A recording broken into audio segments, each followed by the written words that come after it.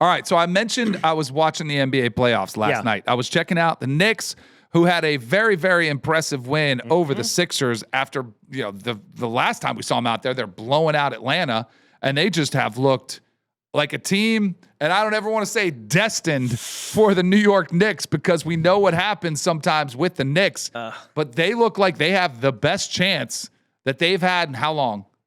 Well, they haven't been to the finals since '99, right? So we'll say that. So the best chance, at least since then, to get there and potentially knock off one of these teams from the West.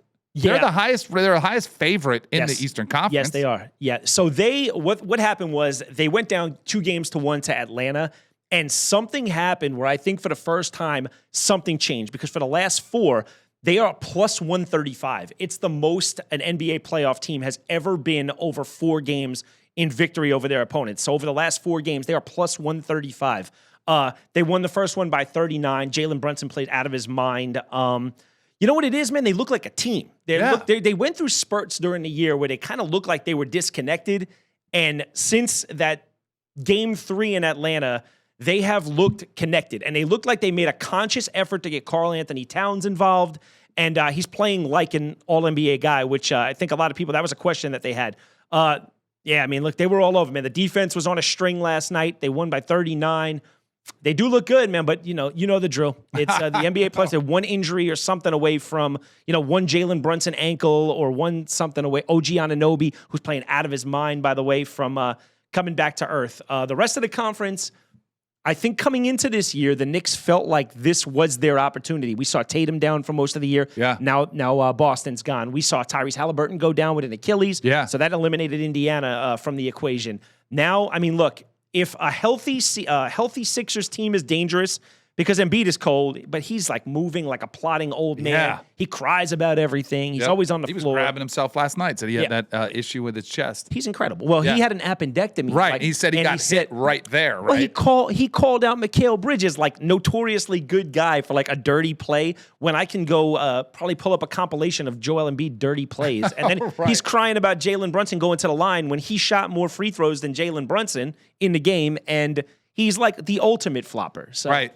Yeah. So, I mean, you could tell I'm a Knicks fan, but I'm trying to not I'm with you not. I've never been a huge Embiid guy. Yeah, I mean, I think he's untapped potential. I don't think he's ever reached his full potential. Well, I think his body limited him from reaching his potential, but like the rest of the stuff, like just don't be a douche. Like, it's that's simple. Kind of what I think he is, kind of douchey. And hypocrisy to me is the worst. Like, it'd be like, I don't know, it would be like, who can I even say?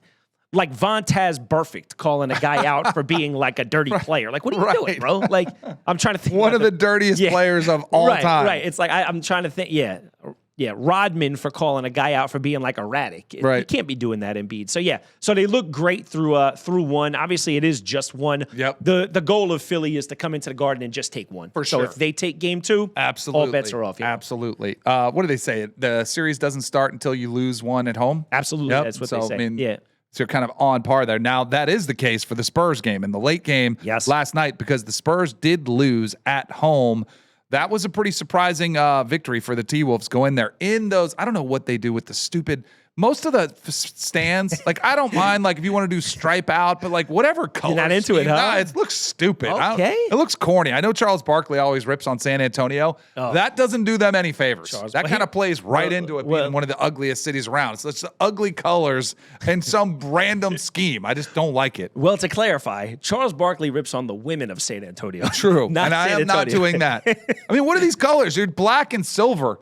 Like, where do these come from? Yeah, they used to be a little patch on the uniform back in the 80s. Is that well, where you look at from? the side of their pants. The shorts look like they kind of have that. But no, I hear you. I hear you. It's you know what? You know what it is, man? It's a young, exciting team, and I think they're trying to play to that. Yeah. Like the old Spurs were like by the book, Popovich, Tim Duncan, who was pretty boring but awesome. Right. And David Robinson, who was a Navy SEAL. So it's like you can't really branch away too far. This might be a way for them to kind of get that younger crowd involved. But yeah, let's talk about the game. So I think the most interesting thing about the game, I think most of us thought, and I think I still think the Spurs are one of probably 2 teams to beat in the West. And I thought it got even harder when Anthony Edwards went down a week ago with what looked like it could have been an ACL at the time. Right. But it wound up being just a deep bone bruise. And I don't know how this dude He came off the bench. He played 25 minutes. He got 18 points. He shot about 60% from the floor. And man, what a gutsy, in a time where we kill NBA players, especially young ones, for not pushing through and not showing real, guts and love for the game. Anthony Edwards battles back, plays in game 1 a week from what looked like an ACL, and he was a huge shot in the arm for the team. Thank you for mentioning that, because we give players a hard time all the time for rest, for only playing 65 games a year. But you know who I'm going to compare Anthony Edwards to, mindset-wise? Tell me. I don't compare him to LeBron, right? Okay. I compare him to Kobe. I compare him to MJ.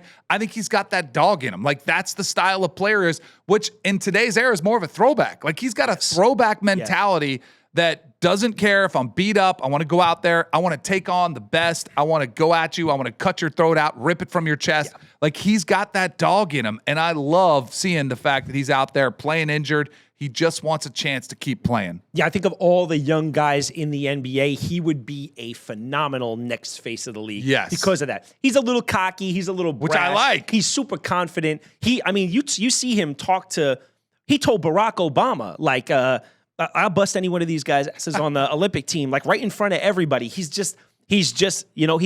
really is a throwback to one of those 80s, 90s guys who, and you have to be that, this from playing at the highest level.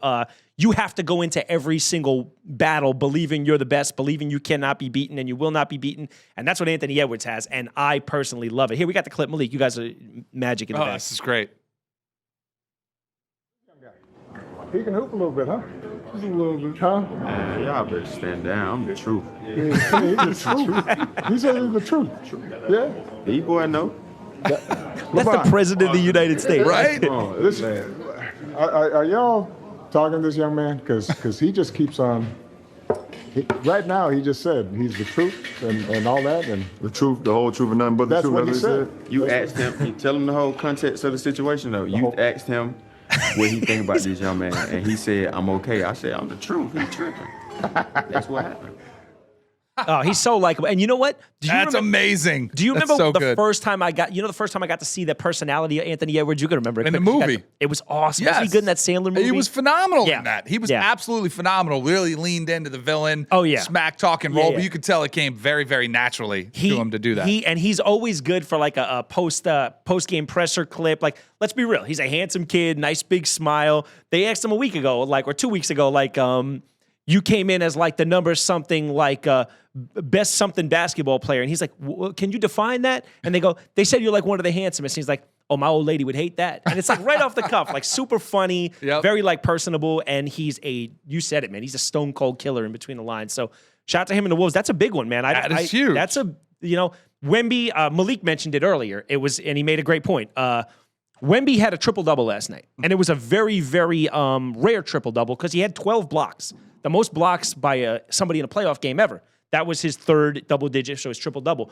But he shot under 30, and he lost on his home floor to a double-digit underdog. So what do you think about that? I'm looking at the odds here.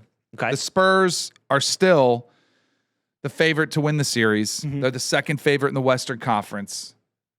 But boy, the next one you cannot lose the next one. I think it definitely, so if you come in, you're the favorite, you're supposed to take care of business, you lose that first one, all of a sudden we'll see how the Spurs do with, I don't want to say backs against the wall because they're nowhere close to that. Right. But you are in kind of a note, you cannot afford to lose this next game. I'll be curious to see how they respond. And then you've got the Timberwolves on the other hand, all of a sudden they're playing with house money. Yeah, for sure. And if you get, because that's one thing I like about Ant, if you have that mindset, it permeates the locker room. Oh, for sure. And he's in there probably chirping to his own teammates. And we got him right where we want him. We can take this team down. We just beat them in their backyard. Why can't we beat them 3 more games? And Ant is the star, but that roster's loaded too. Jaden McDaniels went off for 32 in a closeout game in round 1. He's a young star. Julius Randle's a multiple-time All-NBA guy who can go off and get you 30 anytime you want. And you forget you got 4-time Defensive Player of the Year on the other side, Rudy Gobert. So it was a cool sequence to start the game. Like the tip happened, they went down one end, Wemby, block. They bring it down the other end, Gobert, block. So you're seeing these 2 7'3", 7'4" freaks, up at the top of the backboard blocking shots. So it should be a fun series. It will be.